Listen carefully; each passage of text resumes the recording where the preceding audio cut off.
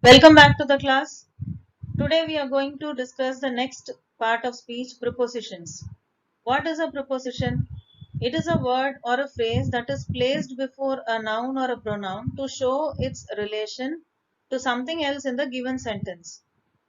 It is basically a connecting word, a very small, very common word that shows the place, position, time or method, and it makes a relationship with another noun, pronoun or verb or an adjective in the given sentence.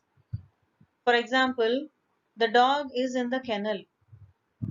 In here is the preposition. It makes a relation between one noun with the other noun. Where is the dog? The dog is in the kennel. It makes a relation between the dog and the kennel. Look at me. The preposition at makes a relation between the pronoun and the verb look. However, in relative clauses or in some questions where the preposition governs an interrogative pronoun or adverb, we place the preposition at the end of the sentence. For example, where is Sujan going to? It is an interrogative sentence and it starts with an interrogative pronoun where. So we end it with the preposition is always put at the end of the sentence. Mr. Daniel, who I was working for. This is a relative clause, an adjectival clause, which gives an extra information about under whom I am working. Mr. Daniel was very generous. So, who I was working for, the for preposition is put at the end of the clause. So, in this chapter, we will learn about the different kinds of prepositions, the how their usages in different sentences, what kind of preposition we have to use in a specific sentence to make it sensible. Based on the usage of prepositions in a sentence, it can be divided into prepositions of place, time, and movement or direction. Based on the construction of prepositions themselves, it can be simple or double or compound or participle. So let's discuss each and every preposition in detail. Prepositions of place. This is used to show where something or someone is located. In, at, on, to, into, above, all these are prepositions of place. Look at the picture. This picture shows the relation between a red ball and the box. A red ball is placed in a box. A red ball is placed inside a box. A red ball is kept on the box. It is below the box. Or a red ball is among many black balls. It is between two black balls. A red ball moves along the slope. Two red balls are opposite to each other. I have thrown a red ball into a box. This is how you make sentences. So all these are actually simple prepositions. They are all single words. I have some more examples here. The aeroplane is flying above the clouds. It talks about the position of aeroplane. Our house is at the end of the street. So when you talk about an exact position or an exact location, we use at. When you have a bigger location, we use in. I live in Telangana. I live in Chennai. I give you another example. I will wait for you at the canteen in the school. The canteen is in the school. The exact place is the canteen. So we use I will wait for you at the canteen in the school. I will wait for you at the bus stop.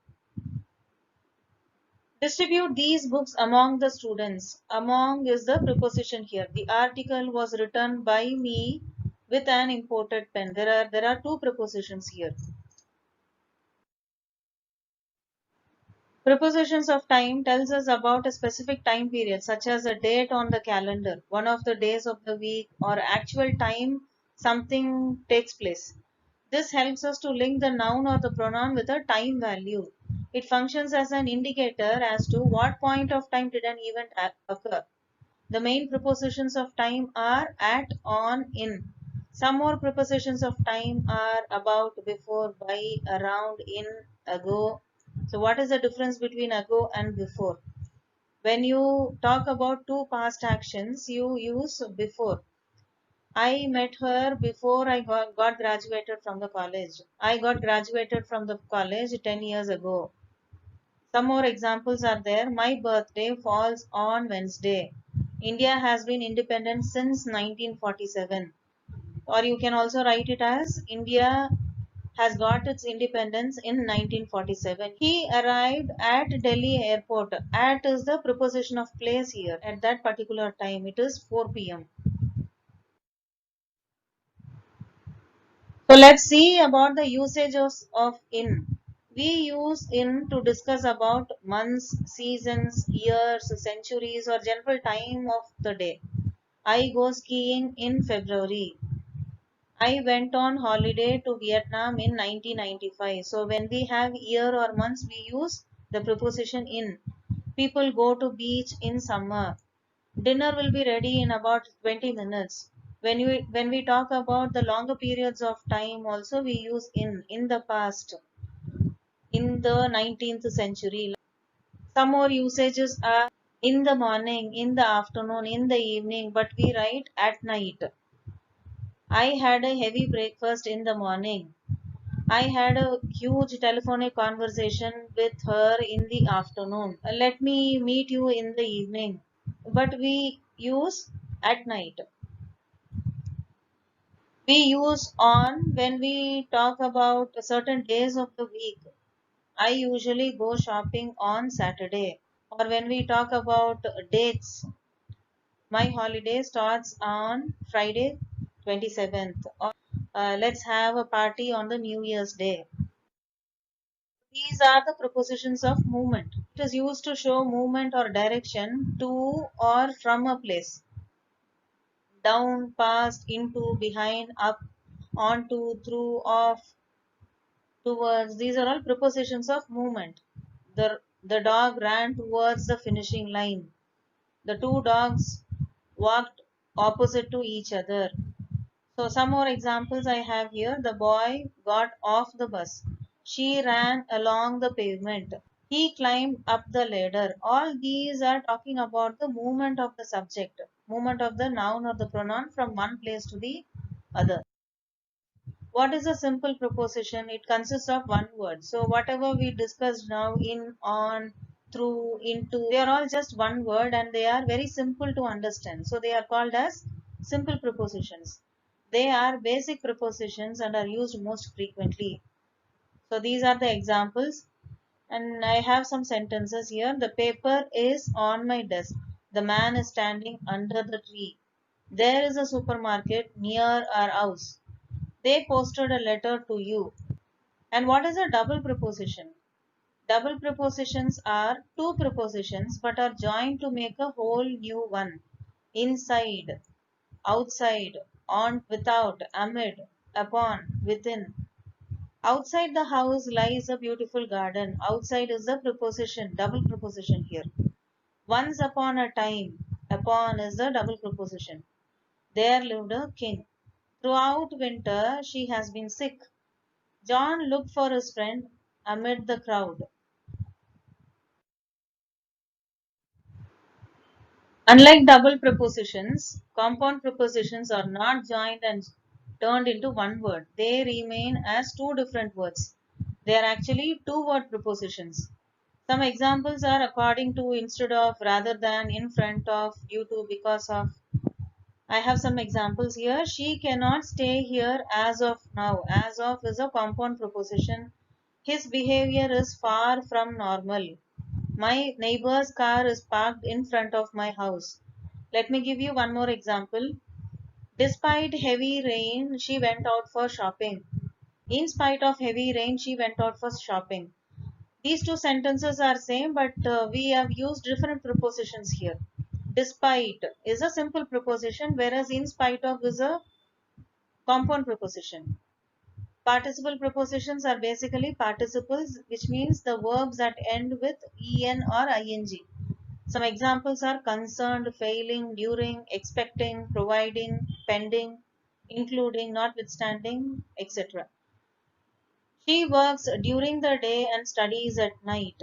The teacher said no talking during the class. Considering the age, he did a great job. I'll give you one more example. Disguised as a commoner, the king wanted to know about the people in his kingdom. Okay, so apart from the simple, compound, double, and participle prepositions, we also have prepositional phrases.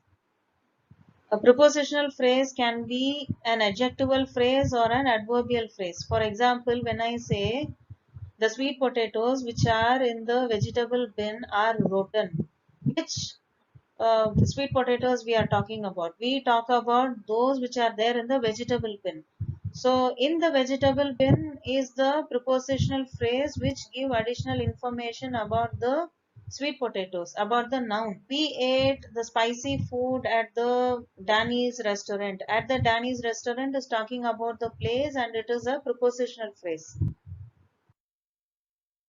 So let's have this exercise for recap.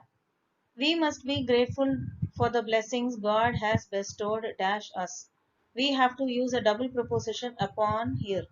The people were unhappy because the program didn't start on time. The doctor leaves his clinic at 6 in the evening. A short period of time should be used in the beginning and then the longer duration at 6 in the evening. When we talk about the exact time or exact place or position, that should be placed first. The game was cancelled due to the heavy rain or because of the heavy rain. You can use any of these compound prepositions. John found his book. So these are all the prepositional phrases on the table, under the cot, behind the cupboard. All these are adverbial phrases actually. I attended the meeting on behalf of the company. This is again a compound preposition. She never leaves her home without her phone. The car went through the tunnel. As it is a passage, we use through. I hope you have understood the different kinds of prepositions and how what kind of preposition should be used in a particular sentence to make it sensible. Thank you for watching the video. Thank you all.